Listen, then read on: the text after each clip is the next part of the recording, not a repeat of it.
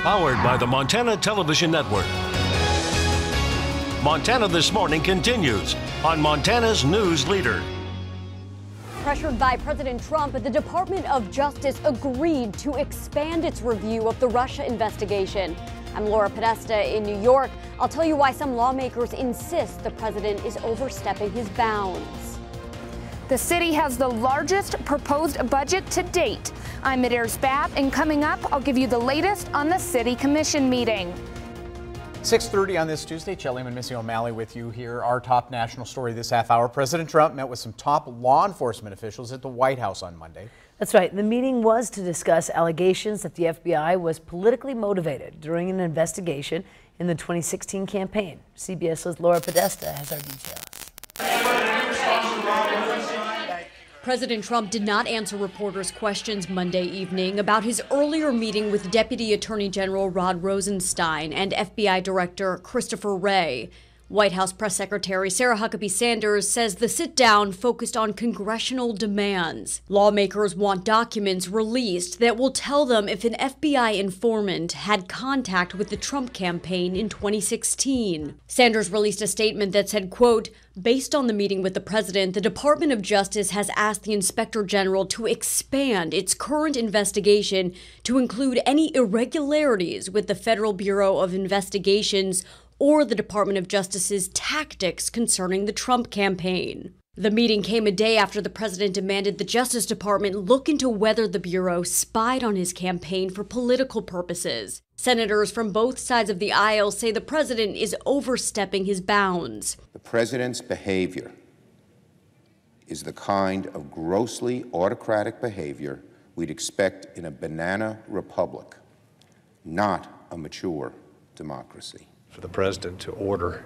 the DOJ to investigate someone or something is simply not appropriate. The White House says Chief of Staff John Kelly will set up a meeting with congressional leaders and the intelligence agencies to review the highly classified information they have requested. Laura Podesta, CBS News, New York. Now, President Trump frequently meets with Rosenstein and Wray at the White House to discuss national security.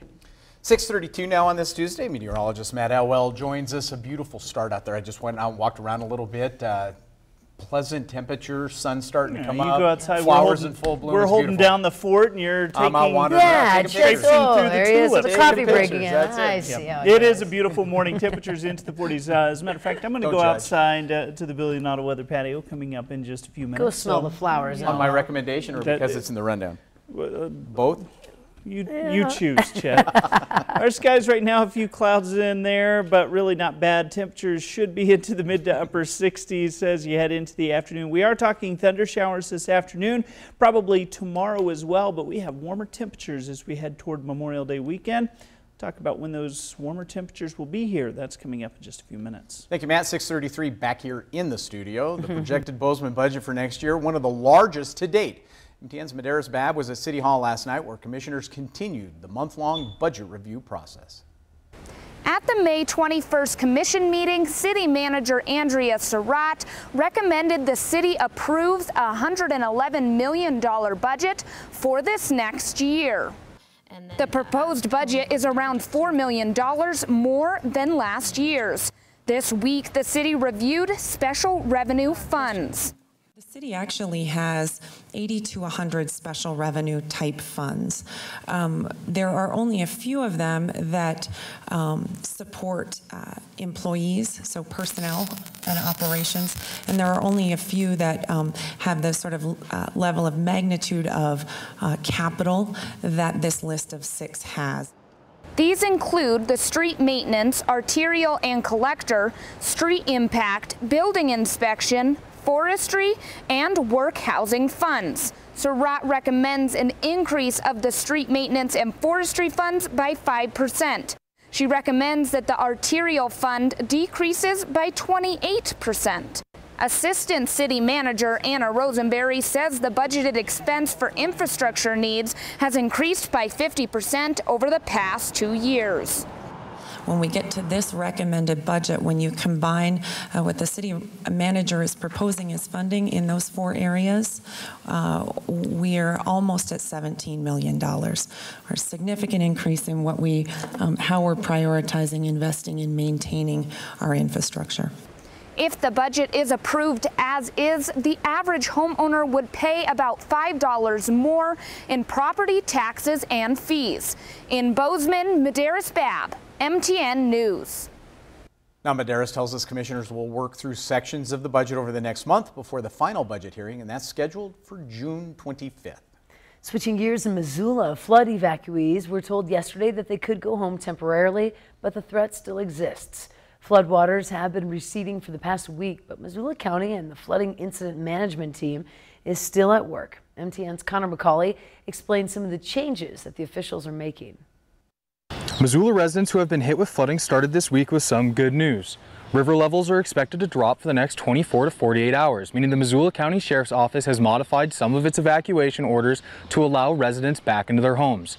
Residents like these ones along Tower Street.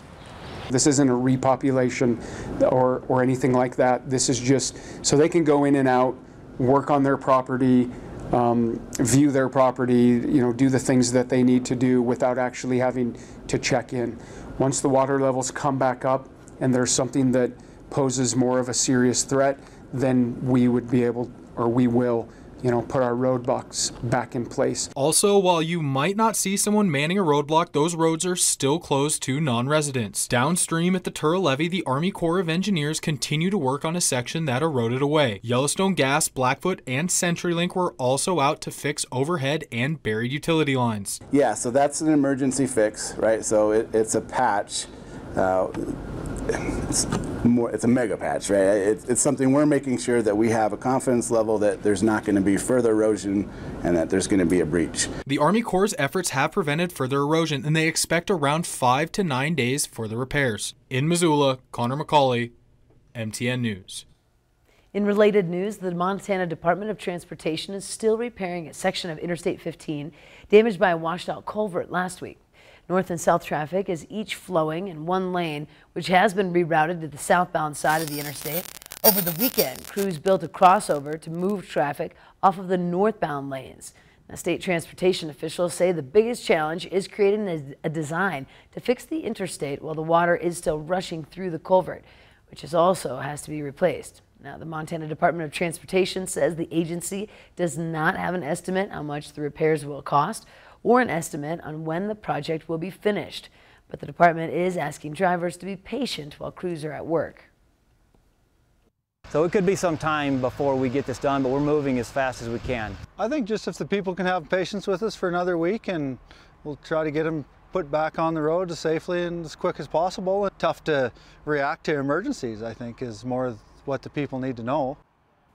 The Montana Department of Transportation reminds drivers to pay attention to construction zone speeds.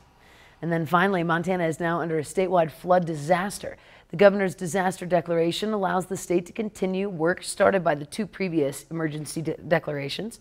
According to the Montana law, emergency declarations expire after 20 days. The governor's office says the State Emergency Coordination Center is working with federal agencies as well as responding to resource and technical assistance questions from local and tribal jurisdictions. Shifting gears a bit, one person is dead after an accident on the Smith River south of Great Falls. Rescue crews responded to a search for a floater who was reported to have capsized on the river. That section of the river only open to floaters and guides who obtain permits. Now later, search crews recovered a body from the river. Cause of death not yet been determined, and the name of the person who died has not yet been released. Also, voters in Jefferson County will decide next month whether to back a property tax increase to pay for search and rescue operations. The proposed tax levy would raise about $29,000 a year. That money would pay for operational costs and equipment purchases for county search and rescue teams. The levy would cost $2.65 a year for the owner of a $200,000 home.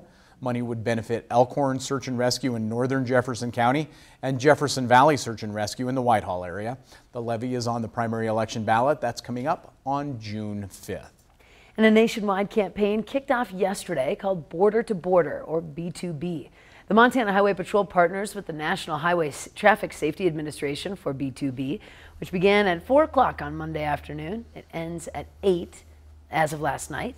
The B2B program increases law enforcement presence in areas of high traffic, encouraging drivers to buckle up. Locally, Montana Highway Patrol had about 10 to 15 additional troopers on staff, and anyone pulled over who was not wearing a seatbelt was issued a citation. The Montana Highway Patrol Sergeant Pat McLaughlin says that while buckling up may seem simple, it can save your life.